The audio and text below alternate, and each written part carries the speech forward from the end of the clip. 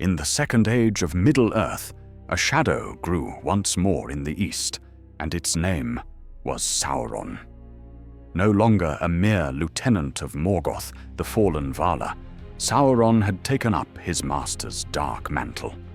Cloaked in fair form and using honeyed words, he came to the Elves of Eregion under the guise of Anatar, the Lord of Gifts.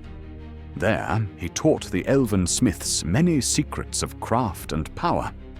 Under his influence, the rings of power were forged, 9 for men, 7 for the dwarves, and 3 that the elves made in secret, untouched by Sauron's hand.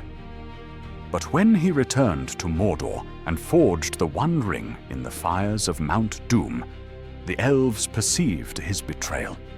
At once, they hid their 3 rings and severed their ties with him. Sauron was enraged. He launched a brutal campaign to conquer Eriador and claim the rings by force.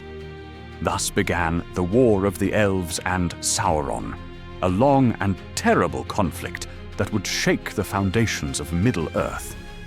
His forces descended first upon Eregion, the land of the elven smiths. The city of Ost-in-Edhil was besieged. Celebrimbor, the lord of Eregion, fought valiantly but was captured. Under torture, he revealed the locations of the 9 and the 7, but never the 3.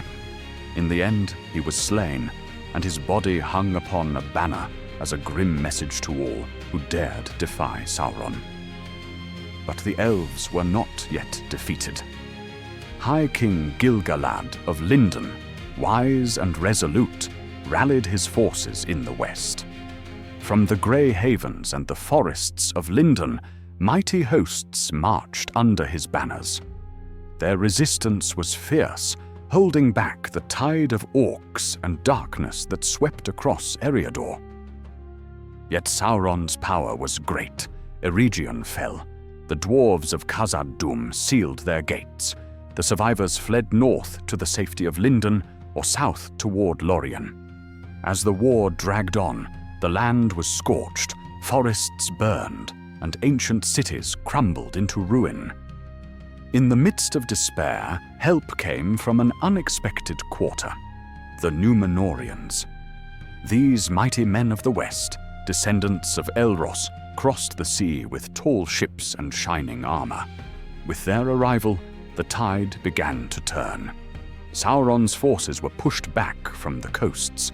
The combined might of elves and Númenorians broke his armies, forcing the Dark Lord to retreat. But the war was far from over. Sauron regrouped in Mordor and tightened his grip on the eastern lands. The elves, though battered, held strong in Lindon and Rivendell, newly founded as a sanctuary in the wilds. Gil-galad's leadership was unshaken. He knew that though Eregion was lost, hope remained. The War of the Elves and Sauron lasted decades. It was a war not only of armies, but of wills. The elves had lost much, but their courage endured. The foundations of their strength, wisdom, unity, and resistance to domination held firm even as the world around them changed. By the end of the war, Sauron had suffered his first true check in the Second Age. The elves had proven that they would not be easily conquered, and the arrival of Numenor had made clear that the West would not sit idle. Don't forget to subscribe to the channel if you want to follow the entire saga of the Second Age. Many more tales of darkness, valor, and sacrifice await. Though the war did not end in Sauron's total defeat, it preserved the elven realms of Lindon and Imladris. It gave Middle-earth time, a chance to prepare. Gil-galad emerged as the greatest elven king of his age, his foresight shaping the resistance to Sauron in the centuries to come. The War of the Elves and Sauron is more than a tale of battles. It is a lesson in vigilance, in unity against tyranny, and in the high cost of freedom. It marked the first great confrontation of the Second Age. But it would not be the last.